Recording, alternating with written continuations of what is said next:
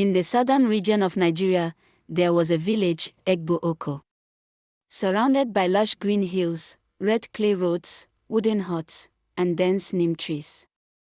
Life here was simple, but within that simplicity lay a shadow that began to breathe after sunset. To the north of the village lay an ancient place, one that no one dared to visit or even look toward. It was known as Ali Graveyard. So old was this cemetery that even the oldest elder, Baba Ainichi, would say, "It's been here since this village was dust, and we were but dreams."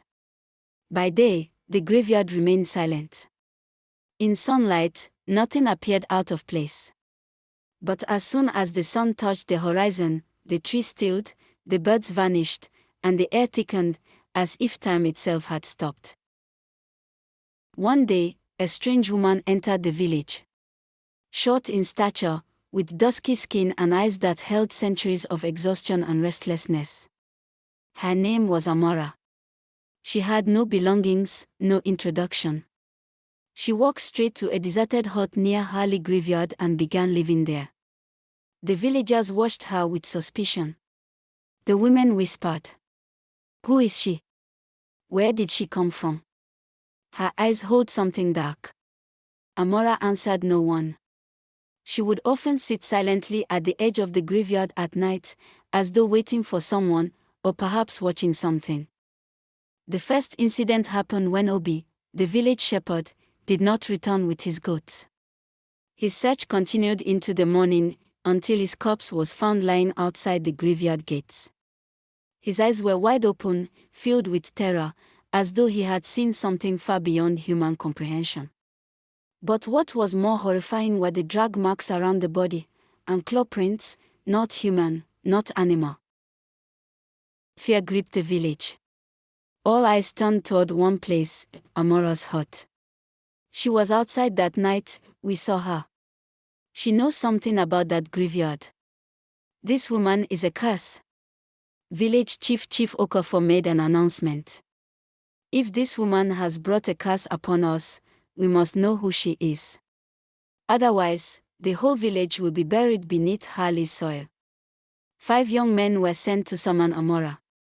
When they reached her hut, the door creaked open on its own. Inside, complete silence. There was only one item. An old mirror. Dusty, cracked, and strangely cold. But whoever looked into the mirror did not see their reflection, they saw a grave, with a name carved into it. Amara no Kocha. Chief Okafor called upon Baba Ainichi, the elder who knew Nigeria's oldest tales and dark spirits. From a wooden chest, Baba pulled out a heavy ancient book. Flipping through the pages, he paused and read aloud. Amara is no ordinary woman. She is the guardian of Ali Graveyard, appointed by ancient sorcerers to ensure that the cursed spirits buried within never escape.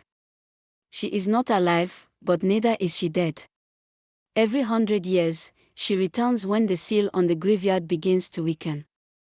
But if anyone doubts her or tries to harm her, the seal breaks, and the curse awakens. That night, the sky turned crimson. The air smelled like ash and fire. Smoke began to rise from the ground of Ali Graveyard. One by one, ancient graves cracked open. And from them emerged spirits that had never found peace. Some were sinners. Some were once villagers, now enslaved by the soil of Ali. Panic swept the village. Doors were locked, lamps extinguished. But the spirits, they stopped outside every home, searching for something. A thunderclap split the sky, and a beam of light struck the center of the graveyard. There stood Amara. Her clothes were torn, her hair wild, but in her hands, she held the same mirror. A mirror filled with countless trapped souls. She raised the mirror and began chanting in a forgotten tongue. Light poured out, and every spirit that approached her was pulled into the mirror's depths. But not all went willingly.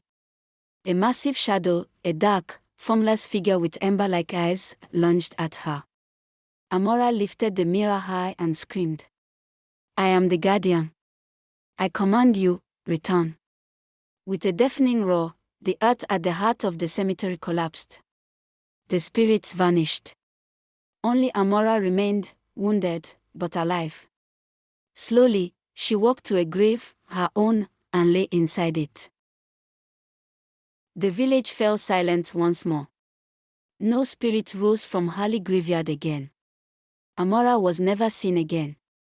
But every 100 years, on a full moon night, when the world falls still, villagers swear they see a woman standing at the graveyard gate. Mirror in hand. Silent. Waiting. And if anyone dares to doubt her again, the curse returns.